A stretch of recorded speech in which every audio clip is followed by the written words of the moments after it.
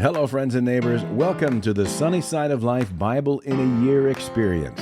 Join me each day as I read the Bible from start to finish.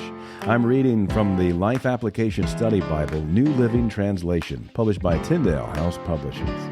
I pray this daily reading will bless you as much as it does me. So let's get started. February 2nd, Leviticus chapters 10 through 12. Aaron's sons Nadab and Abihu put coals of fire in their incense burners and sprinkled incense over them. In this way they disobeyed the Lord by burning before him the wrong kind of fire, different than he had commanded. So fire blazed forth from the Lord's presence and burned them up, and they died there before the Lord. Then Moses said to Aaron, "This is what the Lord meant when he said, 'I will display my holiness through those who come near me. I will display my glory before all the people.'" And Aaron was silent. Then Moses called for Mishael and Elzaphan, Aaron's cousins, the sons of Aaron's uncle Uzziel. He said to them, "Come forward and carry away the bodies of your relatives from in front of the sanctuary to a place outside the camp." So they came forward and picked them up by their garments and carried them out of the camp, just as Moses had commanded. Then Moses said to Aaron and his sons Eleazar and Ithamar, "Do not show grief by leaving your hair uncombed or by tearing your clothes. If you do, you will die, and the Lord's anger will strike the whole community of Israel. However, the rest of the Israelites, your relatives, may mourn because of the Lord's fiery destruction of Nadab and Abihu. But you must not leave the entrance of the tabernacle, or you will die, for you have been anointed with the Lord's anointing oil." So they did as Moses commanded. Then the Lord said to Aaron, "You and your descendants must never drink wine or any other alcoholic drink before going into the tabernacle. If you do, you will die. This is a permanent law for you, and it must be observed from generation to generation. You must distinguish between what is sacred and what is common, between what is ceremonially unclean and what is clean, and you must teach the Israelites all the decrees that the Lord has given them through Moses." Then Moses said to Aaron and his remaining sons, Eleazar and Ithamar, "Take what is left of the grain offering after a portion has been presented as a special gift to the Lord, and eat it beside the altar. Make sure it contains no yeast, for it is most holy. You must eat it in a sacred place, for it has been given to you and your descendants as your portion of the special gifts presented to the Lord. These are the commands I have been given. But the breast and thigh that were lifted up as a special offering may be eaten in any place that is ceremonially clean. These parts have been given to you and your descendants as your portion of the peace offerings presented by the people of Israel. You must lift up the thigh and breast as a special offering to the Lord, along with the fat of the special gifts. These parts will belong to you and your descendants as your permanent right, just as the Lord had commanded." Moses then asked them what had happened to the goat of the sin offering. When he discovered it had been burned up, he became very angry with Eleazar and Ithamar, Aaron's remaining sons. "Why didn't you eat the sin offering in the sacred area?" he demanded. "It is a holy offering. The Lord has given it to you to remove the guilt of the community and to purify the people, making them right with the Lord. Since the animal's blood was not brought into the holy place, you should have eaten the meat in the sacred area as I ordered you." Then Aaron answered Moses, "Today my sons presented both their sin offering and their burnt offering to the Lord, and yet this tragedy has happened to me. If I had eaten the people's sin offering on such a tragic day as this, would the Lord have been pleased?" And when Moses heard this, he was satisfied. Then the Lord said to Moses and Aaron, "Give the following instructions to the people of Israel. Of all the land animals, these are the ones you may use for food.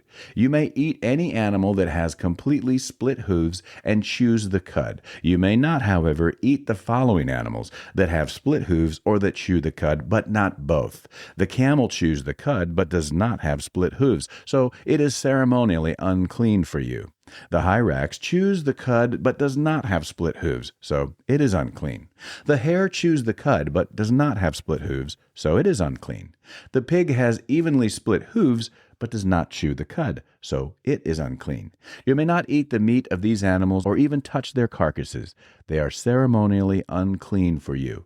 Of all the marine animals, these are the ones you may use for food. You may eat anything from the water if it has both fins and scales, whether taken from salt water or from streams. But you must never eat animals from the sea or from rivers that do not have both fins and scales. They are detestable to you. This applies both to little creatures that live in shallow water and to all creatures that live in deep water. They will always be detestable to you. You must never eat their meat or even touch their dead bodies. Any marine animal that does not have both fins and scales is detestable to you. These are the birds that are detestable to you. You must never eat them: the griffin vulture, the bearded vulture, the black vulture, the kite, falcons of all kinds, ravens of all kinds, the eagle owl, the short-eared owl, the seagull, hawks of all kinds, the little owl, the cormorant, the great owl, the barn owl, the desert owl, the Egyptian vulture, the stork, herons of all kinds, the hoopoe, and the bat. You must not eat winged insects that walk along the ground. They are detestable to you. You may, however, eat winged insects that walk along the ground and have jointed legs so they can jump. The insects that you are permitted to eat include all kinds of locusts, bald locusts, crickets, and grasshoppers. All other winged insects that walk along the ground are detestable to you. The following creatures will make you ceremonially unclean. If any of you touch their carcasses, you will be defiled until evening. If you pick up their carcasses, you must wash your clothes, and you will remain defiled until evening. Any animal that has split hooves, that are not evenly divided, or that does not chew the cud, is unclean for you. If you touch the carcass of such an animal, you will be defiled. Of the animals that walk on all fours, those that have paws are unclean. If you touch the carcass of such an animal, you will be defiled until evening. If you pick up its carcass, you must wash your clothes, and you will remain defiled until evening. These animals are unclean for you. Of the small animals that scurry along the ground, these are unclean for you: the mole rat, the rat, large lizards of all kinds, the gecko, the monitor lizard, the common lizard, the sand lizard, and the chameleon. All these small animals are unclean for you. If any of you touch the dead body of such an animal, you will be defiled until evening. If such an animal dies and falls on something, that object will be unclean. This is true whether the object is made of wood, cloth, leather, or burlap. Whatever its use, you must dip it in water, and it will remain defiled until evening. After that, it will be ceremonially clean and may be used again. If such an animal falls into a clay pot, everything in the pot will be defiled, and the pot must be smashed. If the water from such a container spills on any food, the food will be defiled, and any beverage in such a container will be defiled. Any object on which the carcass of such an animal falls will be defiled. If it is an oven or a hearth, it must be destroyed, for it is defiled, and you must treat it accordingly. However, if the carcass of such an animal falls into a spring or a cistern, the water will still be clean, but anyone who touches the carcass will be defiled. If the carcass falls on seed grain to be planted in the field, the seed will still be considered clean, but if the seed is wet when the carcass falls on it, the seed will be defiled. If an animal you are permitted to eat dies, and you touch its carcass, you will be defiled until evening. If you eat any of its meat or carry away its carcass, you must wash your clothes, and you will remain defiled until evening. All small animals that scurry along the ground are detestable, and you must never eat them. This includes all animals that slither along on their bellies, as well as those with 4 legs and those with many feet. All such animals that scurry along the ground are detestable, and you must never eat them.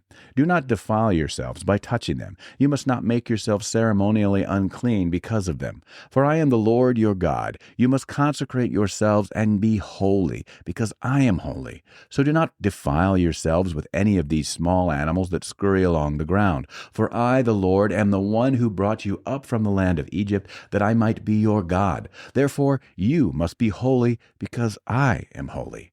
These are the instructions regarding land animals, birds, marine creatures, and animals that scurry along the ground. By these instructions you will know what is unclean and clean, and which animals may be eaten and which may not be eaten. The Lord said to Moses, "Give the following instructions to the people of Israel. If a woman becomes pregnant and gives birth to a son, she will be ceremonially unclean for 7 days, just as she is unclean during her menstrual period. On the 8th day, the boy's foreskin must be circumcised. After waiting 33 days, she will be purified from the bleeding of childbirth. During this time of purification, she must not touch anything that is set apart as holy, and she must not enter the sanctuary until her time of purification is over. If a woman gives birth to a daughter, she will be ceremonially unclean for 2 weeks, just as she is unclean during her menstrual period. After waiting 66 days, she will be purified from the bleeding of childbirth. When the time of purification is completed for either a son or a daughter, the woman must bring a 1-year-old lamb for a burnt offering and a young pigeon or turtle dove for a purification offering. She must bring her offerings to the priest at the entrance of the tabernacle. The priest will then present them to the Lord to purify her. Then she will be ceremonially clean again after her bleeding at childbirth. These are the instructions for a woman after the birth of a son or a daughter. If a woman cannot afford to bring a lamb, she must bring 2 turtle doves or 2 young pigeons. One will be for the burnt offering and the other for the purification offering. The priest will sacrifice them to purify her, and she will be ceremonially clean. That's it for today, friends. Feel free to read ahead on your own. Before I go, let's share the Lord's Prayer together. Our Father who art in heaven, hallowed be thy name. Thy kingdom come, thy will be done, on earth as it is in heaven. Give us this day our daily bread, and forgive us our trespasses, as we forgive those who trespass against us. Lead us not into temptation, but deliver us from evil. For thine is the kingdom, and the power, and the glory forever.